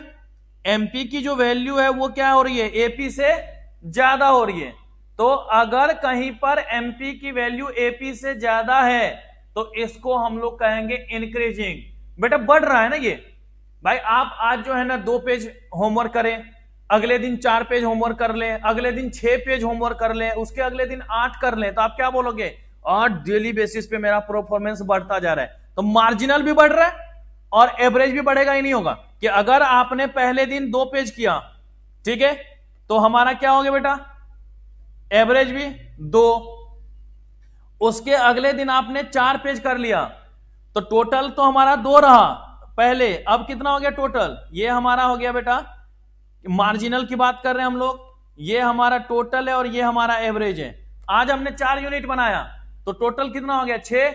6 डिवाइड में 2 यूनिट, एवरेज कितना हो गया 3। अगले दिन आपने 6 यूनिट बना लिया, टोटल कितने हो गए बेटा 12, 12 डिवाइड में 3। देख लो बेटा कि जितना मार्जिनल बढ़ रहा है उससे कम एवरेज बढ़ रहा है या नहीं हो रहा है, लेकिन बोथ एमपी और एपी इंक्रीज कर रहा है या नहीं कर रहा है, एपी भी बढ़ रहा है और एमपी भी बढ़ रहा है। तो अगर एपी और एमपी दोनों इंक्रीज करे, अगर एपी और एमपी दोनों ही इंक्रीज करेगा तो वहां पर LIRF ऑपरेट होगा।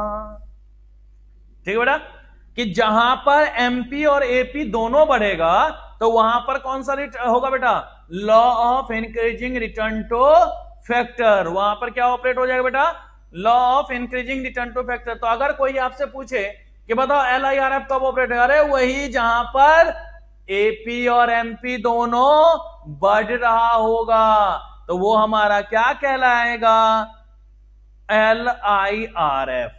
ओके, फिर दूसरा आ जाता है बेटा हमारे पास LCRF। दूसरा क्या होगा बेटा, LCRF। हाँ बेटा दोनों बढ़ेंगे, एक बढ़ेगा तभी ना दूसरा बढ़ेगा। देखो तो सही, इंक्रीजिंग रेट तो तभी हुआ ना कि दोनों की रेट बढ़ रही ना, कि पहले एवरेज 2 था, फिर 3 हो गया, फिर 4 हो गया, तो एवरेज भी बढ़ रहा है और मार्जिनल देखो 2 से 4 हो गया, 4 से 6 हो गया, इस तरीके से। एमपी को एपी से बड़ा होना चाहिए ना, हाँ हो तो रहा है बेटा।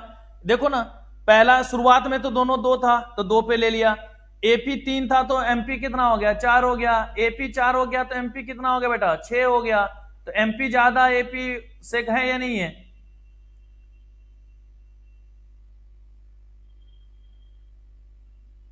जहां पर एपी और एमपी दोनों बढ़ेगा, जहां पर एपी और एमपी दोनों बढ़ेगा तो वहां पर LIRF होगा। और इतना बस माइंड में रख लेना कि अगर इंक्रीजिंग है ना तो उस केस में हमेशा एमपी की वैल्यू एपी से ज्यादा होगी, एमपी ग्रेटर देन एपी होगा। अगर इंक्रीजिंग की बात कर रहे हैं तो इंक्रीजिंग में क्या होगा बेटा, एमपी ग्रेटर देन एपी। अगर हम लोग इंक्रीजिंग की बात कर रहे हैं तो उसमें क्या होगा, एमपी ग्रेटर देन एपी होगा। इस चीज को यहां पर हम लोग ध्यान में रखेंगे। ओके, चलिए जी, अब दूसरा है हमारे पास बेटा LCRF।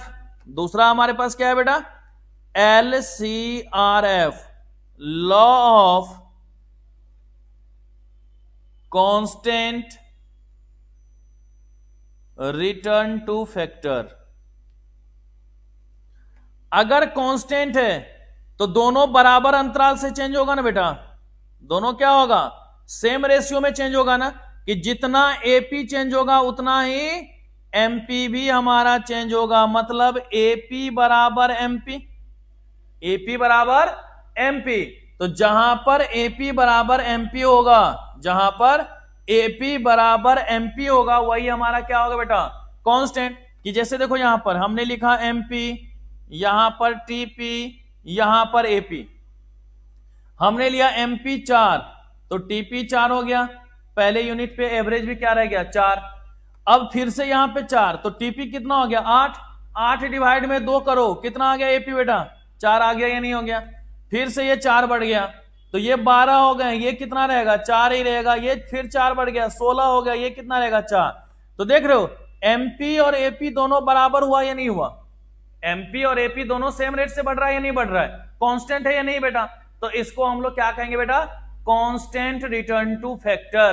क्या होगा बेटा कि भाई जितना हम लोग इनपुट लगा रहे हैं उतना ही आउटपुट चेंज हो रहा है, जितना इनपुट लगाया उतना आउटपुट चेंज हो रहा है। तो ये हमारा क्या होगा बेटा, हमारा law of constant return to factor. कि देख रहे हैं ना कि एमपी अगर 4 है तो एपी भी 4, फिर देखो 4 4 8 हुआ था टोटल, लेकिन एमपी एपी हमारा क्या रहा 4 ही रहा ना, तो कांस्टेंट रेट से इंक्रीज हुआ या नहीं हुआ। तो अगर कहीं पर कांस्टेंट रेट से इंक्रीज करेगा तो वो हमारा क्या कहलाएगा बेटा, कांस्टेंट रिटर्न टू फैक्टर। तो कांस्टेंट के केस में हमारा एपी और एमपी दोनों क्या होगा, बराबर हो जाएगा। ओके, तीसरा LDRF, law of diminishing return to factor, law of diminishing return to factor. अगर law of diminishing return to factor की बात करेंगे तो बेटा डिमिनिशिंग का मतलब क्या होता है? कम होना ना। जहां पर दोनों क्या हो जाए, कम हो जाए, जहां पर दोनों क्या हो जाए बेटा, कम हो जाए। तो ये हमारा एपी, ये हमारा एमपी, दोनों कम हुआ या नहीं हुआ बेटा? ये हमारा एपी और ये हमारा एमपी। दैट्स मीन्स अगर आप नेगेटिव नहीं भी दिखाना चाहो तो नहीं दिखाओ, कोई दिक्कत नहीं है, डिक्रीज दोनों कर रहा होगा। अब यहां पे एपी ग्रेटर देन एमपी हो गया या नहीं हो गया? एपी ग्रेटर देन एमपी हो गया। जैसे हमने यहां पे लिया एमपी, यहां पे हमारा है टीपी, और यहां पे हमारा क्या हो जाएगा बेटा? एपी। ओके, अब देखो पहले ये था 10, तो टीपी कितना हो गया? 10। एवरेज भी कितना बेटा? 10। अब ये घट के हो जाए 6, ये कितना हो गया? 16। 16 डिवाइड में 2, 8। अब ये कितना हो जाए बेटा? 4। 4 करेंगे तो कितना हो गया? 20। 20 को डिवाइड 3 से करेंगे 6.66। अब देखो एमपी कितना तेजी से गिर रहा है, एपी उसके मुकाबले ज्यादा है या नहीं है बेटा? तो एपी ज्यादा, एमपी कम हो गया ना, तो ये हमारा क्या कहलाएगा बेटा? Diminishing return to factor. तो जहां पर दोनों बढ़ेगा इंक्रीजिंग रिटर्न टू फैक्टर, जहां पर दोनों क्या हो बेटा? बढ़ जाए, वहां पर हमारा होगा इंक्रीजिंग रिटर्न टू फैक्टर। दोनों कांस्टेंट हो तो क्या कहलाएगा बेटा? Constant return to factor. अगर दोनों कम हो रहा हो लेकिन एमपी तेजी से कम हो रहा हो तो वो हमारा क्या कहलाएगा बेटा? Diminishing return to factor. क्या यहां तक समझने में किसी को कोई दिक्कत?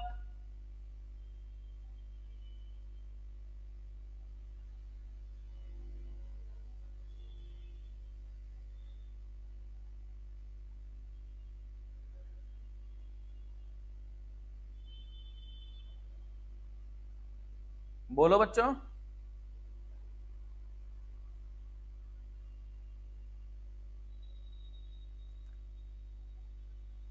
अस्मित, साहिल,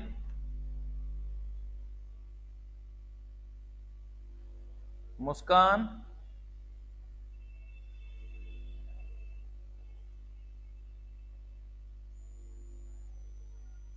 चलिए अब जल्दी से इसको भी फिर नोट कर लीजिए। तब यहां से करना है ना, करिए ट्रेडिशनल अप्रोच।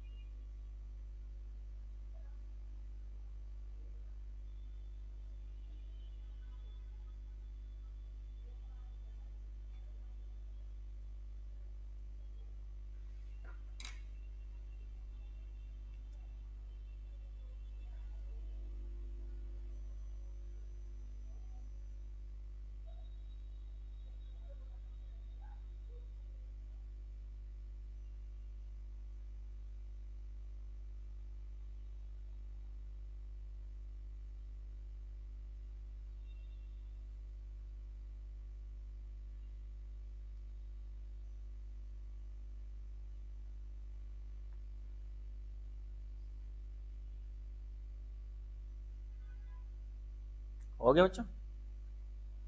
ये जो साइड में शेड्यूल लिखा है ना बेटा, उसको जरूर लिख लेना ताकि आगे कंफ्यूजन ना हो आप लोगों को।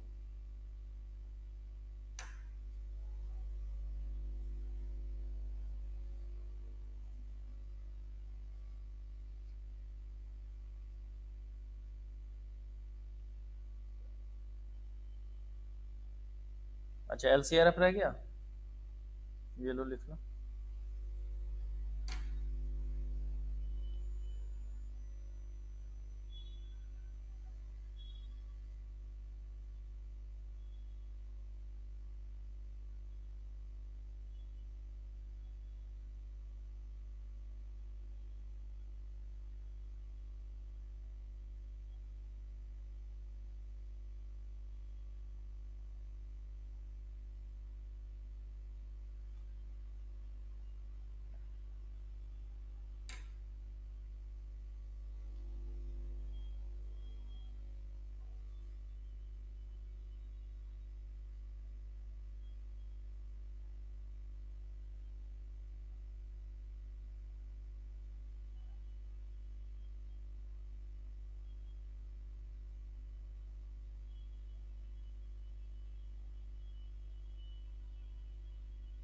हो गया सारे बच्चों का?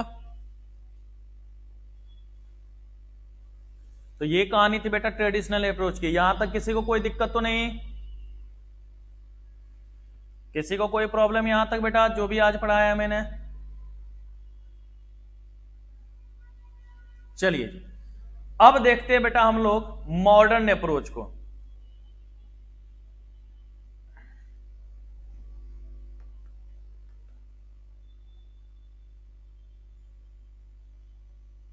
मॉडर्न अप्रोच,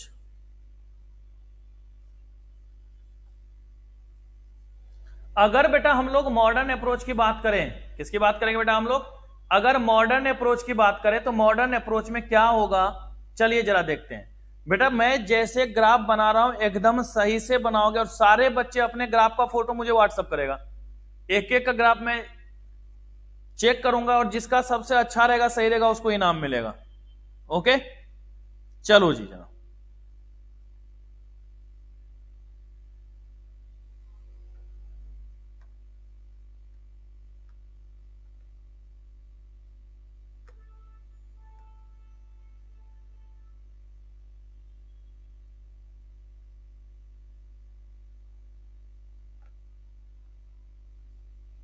हाँ हाँ, बस इस पे तो ध्यान रहेगा ही, क्या मिलेगा? अरे नहीं नहीं, मिलेगा मिलेगा, जरूर मिलेगा भाई, बर्दाश्त करो। चलिए जी, ये हो गया हमारा बेटा टीपी। ये क्या हो गया बेटा? टीपी। अब देखो, जहां पर टीपी मैक्सिमम हुआ है ना, वहां से एक dot dot dot dot line को नीचे मिला देना। पहले मैं बना रहा हूं, अभी तुम लोगों को नहीं बनाना है, ठीक है? ऐसे मिला देना और फिर एक आएगा एमपी कर्व जो इधर से निकलता हुआ जाएगा, ये हमारा क्या हो जाएगा? एमपी। फिर उसके बाद एक और कर्व आएगा बेटा एपी का, जो यहां से जाएगा, टच जहां पर होगा ना बेटा, वहीं से जहां टच होगा वहीं से वो ऐसे नीचे हो जाएगा, ये हमारा हो जाएगा एपी। अब देखिएगा, अब ये जो वैल्यू होगी, जहां पर एमपी मैक्सिमम था वहां से एक लाइन इस तरीके से ऊपर वाले से मिला देंगे, इसको लिख रहे हैं एफ और इसको लिख रहे हैं बेटा एफ डैश, ठीक है? ये जो पहले वाला पोर्शन है, यहां पर आप लिख सकते हैं एमपी ग्रेटर देन एपी। यहां पर एमपी की वैल्यू क्या है बेटा? एपी से ज्यादा है। यहां पर दोनों एक दूसरे को टच किया ना बेटा, तो एमपी बराबर एपी लिखा जा सकता है ना बेटा। और यहां पर आप देखेंगे ये वाला जो कॉलम आपको दिख रहा होगा, इस केस में क्या है? एमपी लेस देन एपी है या नहीं है? एमपी लेस देन एपी की बात करते हैं। तो अब इसमें क्या करना है आपको कि ये वाला जो पॉइंट है जहां पर ये दोनों बराबर है, वहां से एक लाइन ऊपर और नीचे मिला देना है। इस तरीके से हमने मिला दिया। ये जो है इसको हम लोग कहेंगे फर्स्ट स्टेज। इसको क्या नाम देंगे बेटा हम लोग? First stage. ये जो पोर्शन है इसको हम लोग देंगे बेटा सेकेंड स्टेज। इसको क्या नाम देंगे हम लोग? Second stage. और ये जो हिस्सा है इसको हम लोग क्या नाम देंगे बेटा? Third stage. ये तीन अलग अलग तरीके की बात होगी। ये तीन अलग अलग तरीके की बात होगी।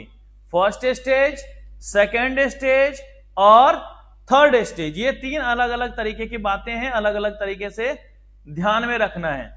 ओके, पहले जल्दी से इस ग्राफ को बना लीजिए बेटा, फिर मैं इसको एक्सप्लेन करता हूं।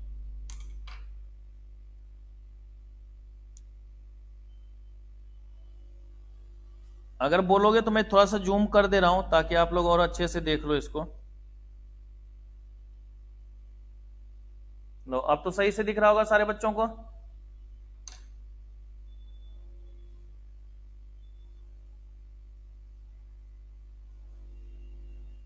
अरे ऊपर कुछ नहीं, मॉडर्न अप्रोच लिखा है बुर्बक।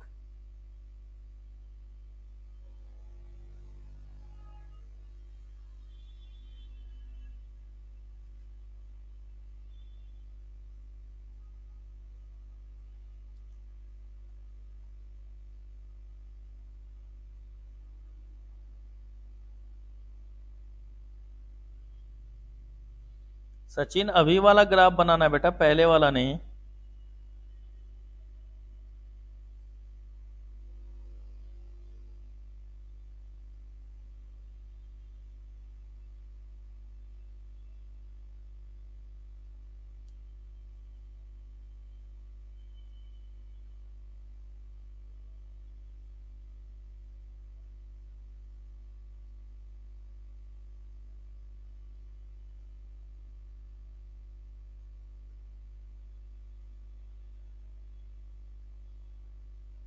सही है नेहा? ओ भाई बस बढ़िया, तुम बताओ कैसे हो बुर्बक? पढ़ ले, क्या हाल है? और बस बढ़िया।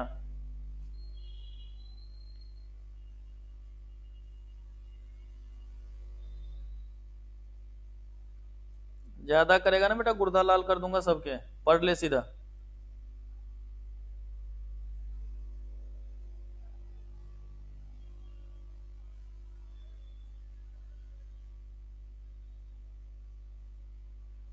सही है मोहित तुम्हारा भी ग्राफ, लेकिन तुम्हारी रैंक अभी तक 2 है। अभी तक नेहा का ग्राफ सबसे अच्छा आया है जिन बच्चों ने भेजा है।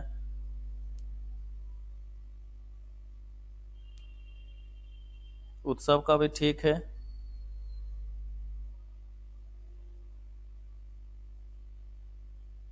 विभा का भी मिला जुला के ठीक ही है। नैन्सी का भी ठीक है।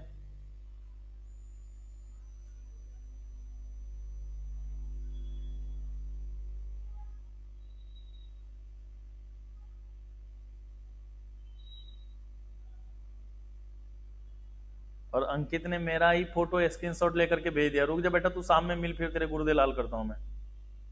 बुड़बक, मैं बताओ स्क्रीनशॉट लेकर के भेज दिया, बोला बताओ सर जी ये कैसा है। अब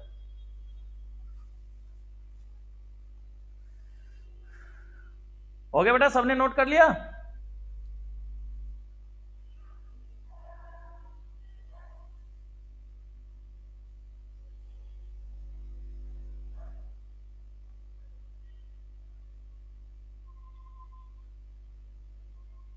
भूमिका बेटा, आपने एपी को देखो मैक्सिमम कहां कर दिया है बेटा?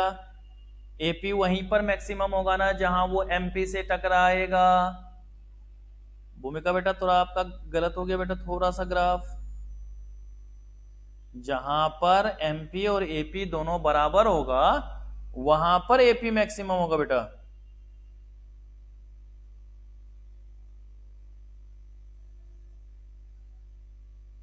सुभाष ठीक है बेटा।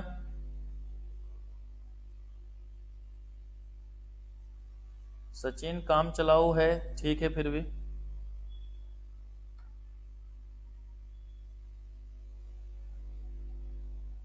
ठीक है भूमिका, ये चीज ध्यान रखना कि ये जो पोर्शन है ना बेटा, ये वाला देखो पोर्शन, ये जो टच यहां पे कर रहा है ना, वहीं पर मैक्सिमम होना चाहिए। जहां पर वो टेंजेंट करेगा ना, इंटरसेक्ट करेगा, वहीं पर वो मैक्सिमम होना चाहिए। और आपका थोड़ा सा ग्राफ ऊपर जाके देखना, ऊपर में मैक्सिमम हुआ था, तो ये गलती है। तनिष्का बेटा आपने भी नहीं भेजा अभी तक। जल्दी मैं ग्राफ चेक करूंगा। रहमान सही है बेटा।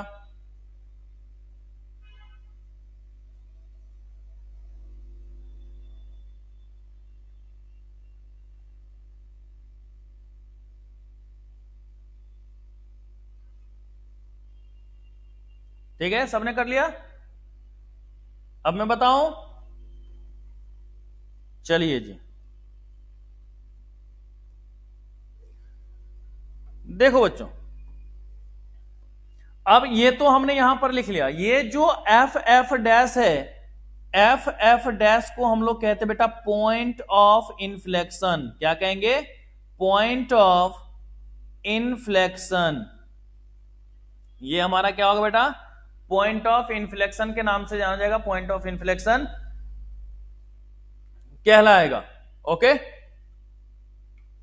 अब देखिए, हमने first stage, second stage, third stage लिखा है ना, तो चलिए जरा उसको एक्सप्लेन भी कर लेते। ग्राफ तो सबने बना ही लिया है, तो चलिए लिखिए सबसे पहले first stage.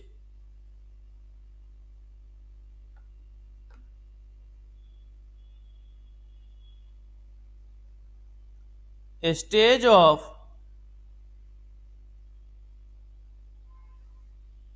Increasing returns.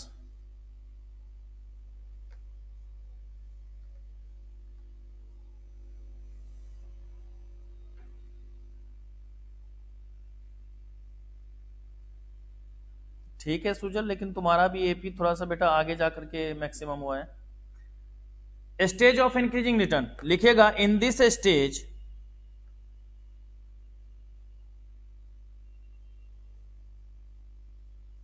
TP increases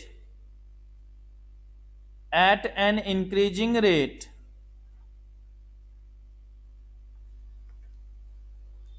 up to point of inflection. In this stage, TP increases at an increasing rate up to point of inflection. Then after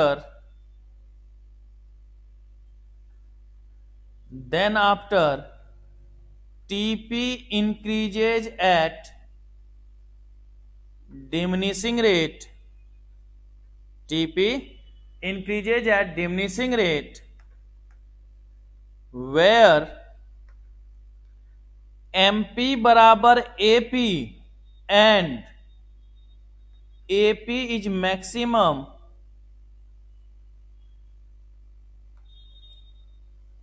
first stage will be ends. First stage will be ends, कि जहां पर TP हमारा बढ़ता जा रहा है, बढ़ता जा रहा है। गौर से देखना बेटा कि टीपी जो है वो हमारा क्या हो रहा है? इंक्रीजिंग रेट से बढ़ रहा है। देखो ये हाथ का एरो जो आ रहा होगा, ये टीपी देखो बढ़ता जा रहा है। जहां तक ये मैक्सिमम है, यहां तक तो इंक्रीजिंग रेट से बढ़ रहा है, कि पहले 1 हुआ, फिर 2 हुआ, फिर 3 का इंक्रीज हो रहा है, फिर 4 का, फिर 5 का, फिर 6 का। अब यहां से 6 के बाद फिर 5 बढ़ेगा, फिर 4, फिर 3, फिर 2, तो टोटल तो बढ़ता ही जाएगा, लेकिन रेट क्या हो गया? कम हो गया ना, क्योंकि यहां के बाद देखो ना, यहां से लेकर यहां तक एमपी हमारा क्या हुआ? डिक्रीज हुआ ना बेटा। ये दोनों के बीच में जो गैप है, यहां पर हमारा एमपी क्या हो रहा है? डिक्रीज कर रहा है, लेकिन टोटल तो हमारा बढ़ ही ना रहा होगा बेटा। तो वही मैंने लिखा कि टीपी हमारा बढ़ेगा इंक्रीजिंग रेट से up two point of inflection, कि जहां पर एमपी हमारा मैक्सिमम है। देन आफ्टर टीपी तो बढ़ेगा, लेकिन डिमिनिशिंग रेट से बढ़ेगा, और जहां पर एपी और एमपी दोनों बराबर हो जाएगा, या यूं कह दे कि एपी हमारा मैक्सिमम हो जाएगा, वहां पर हमारा फर्स्ट स्टेज क्या होगा बेटा? एंड हो जाएगा। वहां पर हमारा फर्स्ट स्टेज एंड हो जाएगा। अब देखो, चूंकि ये शुरुआती अवस्था है, अभी तो काम शुरू ही हुआ है, अभी हमारा काम क्या हुआ बेटा? शुरू ही हुआ है। तो जब हम स्टार्टिंग पॉइंट की बात करते हैं, जब हम लोग स्टार्टिंग पॉइंट की बात करते हैं, ठीक है बेटा आयुषी? तनिष्का बेटा, एमपी आपका गलत हो गया, सॉरी एपी गलत हो गया। मैं इसका पीडीएफ भी भेज दूंगा, देख लेना। तो अब क्या हो रहा है? ये हमारा फर्स्ट स्टेज है बेटा। एक वो बता, जब अभी हमने काम शुरू किया है, तो क्या हम अपने फर्म का 100% यूटिलाइजेशन करेंगे? क्या नहीं कर पाएंगे। जो हमारा फर्म होगा उसका 100% यूटिलाइजेशन नहीं होगा, जो हमारे पास रिसोर्सेज हैं। तो कहता है this stage is also known as primary stage. क्या कहेंगे इसको बेटा हम लोग? प्राइमरी स्टेज के नाम से भी जानेंगे। This stage is also known as primary stage, कि जो हमारा टीपी जहां पर बढ़ रहा है इंक्रीजिंग रेट से, दैट मींस यूं कहे कि जो हमारा फर्स्ट स्टेज है वहां पर 100% यूटिलाइजेशन ऑफ रिसोर्सेज नहीं हो पा रहा है, 100% यूटिलाइजेशन ऑफ रिसोर्सेज नहीं हो पा रहा है। तो इसलिए इसको हम लोग किस नाम से जानेंगे बेटा? प्राइमरी स्टेज के नाम से जानेंगे। किस नाम से जानेंगे बेटा हम लोग? प्राइमरी स्टेज के नाम से जानेंगे, प्राइमरी स्टेज कहलाएगा। तो इसलिए हमने लिखा this stage is also known as primary stage. In this stage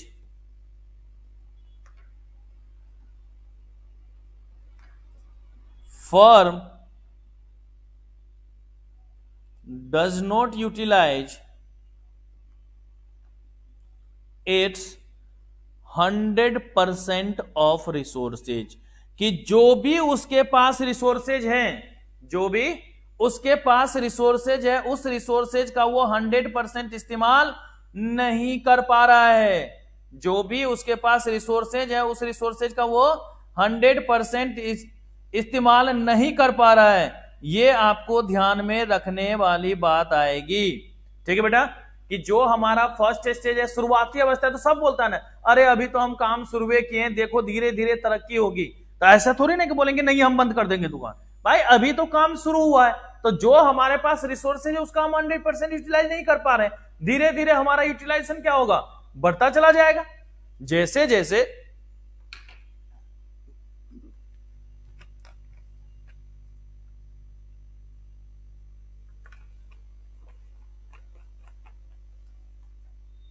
जैसे जैसे हमारा आगे बढ़ेगा यूटिलाइजेशन, तो हम अपने फर्म का यूटिलाइज भी बढ़ाएंगे, जो रिसोर्सेज है उसका 100% इस्तेमाल भी करेंगे, बट अभी नहीं कर पा रहे हैं।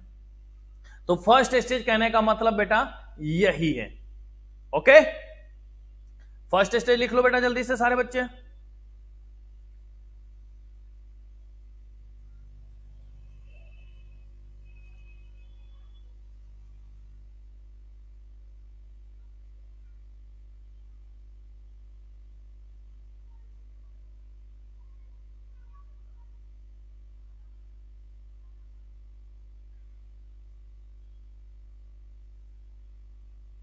हो गया?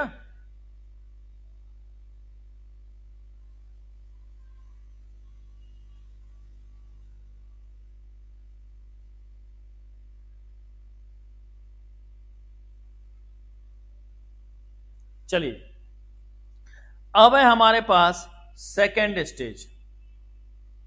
तो चलिए लिखते हैं second stage, stage of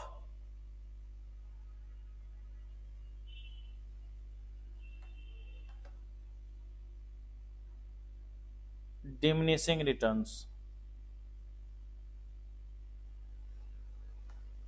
stage of diminishing return कहता है इन this stage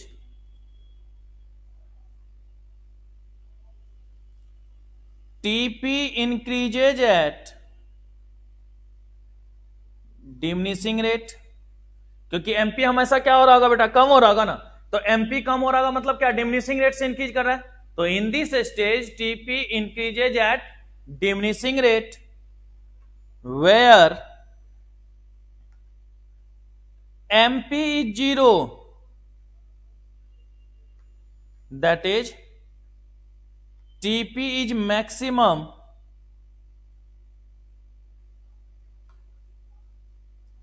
second stage will be ends, second stage will be ends, कि जहां पर टीपी हमारा क्या होगा? इंक्रीजेज करेगा, टीपी हमारा बढ़ेगा, लेकिन किस रेट से? डिमिनिशिंग रेट से। जहां पर एमपी हमारा मैक्सिमम होगा, दैट्स मींस एमपी हमारा 0 होगा, दैट्स मींस टीपी हमारा मैक्सिमम होगा, वहां पर हमारा सेकेंड स्टेज खत्म हो जाएगा। Firm utilise its 100% of resources. That's means full and efficient use of resources, full and efficient of resources. तो इस बेसिस पे हम लोग पहुंचते हैं कि यहां पर फर्म क्या कहता है बेटा, जो गौर से देखिएगा, all firms like to work in second stage, कि जितने भी फर्म है वो सब के सब कहां पर काम करना चाहेंगे, सेकेंड स्टेज में। भाई 100% जो हमारे पास रिसोर्सेज है उसका 100% इस्तेमाल कर रहे हैं। अगर 100% इस्तेमाल कर रहे हैं तो इससे ज्यादा अच्छी बात क्या हो सकती है, इससे ज्यादा फायदा वाला क्या बात हो सकता है। तो वो सारी चीजें आपको देखनी पड़ती है ना, तो ये चीजें आपको यहां पर मेंशन करने की जरूरत थी। इसको हम लोग यहां पर देखते हैं, जल्दी से लिख लीजिएगा बेटा।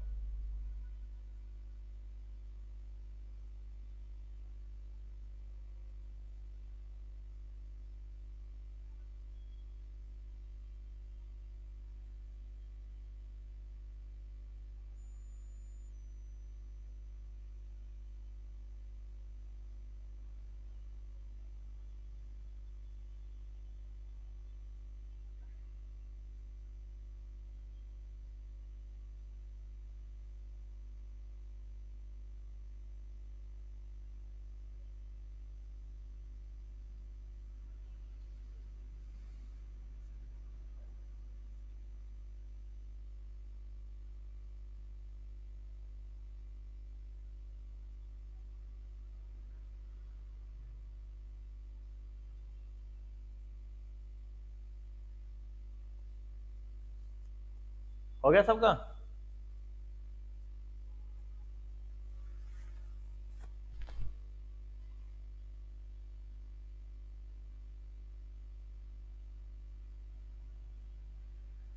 चलिए बेटा, अब इसके बाद बात आती है सबसे लास्ट आज की third stage, stage of negative returns. बेटा एक वो बताना, अब मान लो कि तुम मुझसे पढ़ रहे हो, तुमने बोला सर जी मान लीजिए कि हम पेमेंट नहीं करेंगे। मैंने बोला चलो कोई बात नहीं, एक बच्चा है तो वैसे ही माफ कर दिया। अब तुम बोलोगे सर जी पैसा नहीं देंगे, लेकिन चूंकि आपसे हम पढ़ रहे हैं तो आप ही मुझे कुछ पैसे दे दो। और हम क्या बोले, अरे तेरी ये कैसे हो सकता है भाई, मैं तुझे पढ़ाऊं भी, ऊपर से तुम्हारा खर्चा पानी भी उठाऊं। भैया क्या हम काम करना चाहेंगे वहां पे? क्या बोलेंगे, राम सलाम भाई, ना मैं पढ़ाना नहीं आता, हम तो जानते ही नहीं कि कैसे पढ़ाया जाता है कि नहीं। तुम अपने घर और हम अपने घर। तो थर्ड स्टेज में यही सिचुएशन एप्लीकेबल हो रहा है कि अगर थर्ड स्टेज में देखो तो क्या हो रहा है, एमपी हमारा नेगेटिव चला गया, एमपी हमारा क्या चला गया, नेगेटिव, और टीपी हमारा क्या हो गया, फर्म डिक्रीज करना। तो टीपी डिक्रीज किया, एमपी नेगेटिव चला गया। हम क्या बोलेंगे, रे रे बंद कर, यहां पे काम नहीं करेंगे, जहां पहले थे वहीं चल। थर्ड स्टेज में कोई भी फर्म काम करना चाहेगा क्या? नहीं चाहेगा। तो याद रखिएगा, थर्ड स्टेज में कोई भी फर्म काम करना नहीं चाहेगा। तो लिखिएगा इन this stage TP falls down, TP falls down and MP will negative. So no one firm like to work in third stage. In third stage, कि कोई भी फर्म थर्ड स्टेज में काम करना नहीं चाहेगा। रे दुकान बंद कर, बहुत हुआ नुकसान, क्यों झेले हम लोग, है कि नहीं। तो यहां पर कोई भी फर्म काम करना नहीं चाहता है, क्या करेगा, उसको बंद कर देगा, काम खत्म, इससे आगे की बात हम लोग नहीं करेंगे। ओके बेटा, तो ये कहानी थी हमारी किसकी, शॉर्ट टर्म प्रोडक्शन फंक्शन की। किसकी बात कर रहे थे बेटा हम लोग, शॉर्ट टर्म प्रोडक्शन फंक्शन की। तो इसको यहां पर ध्यान में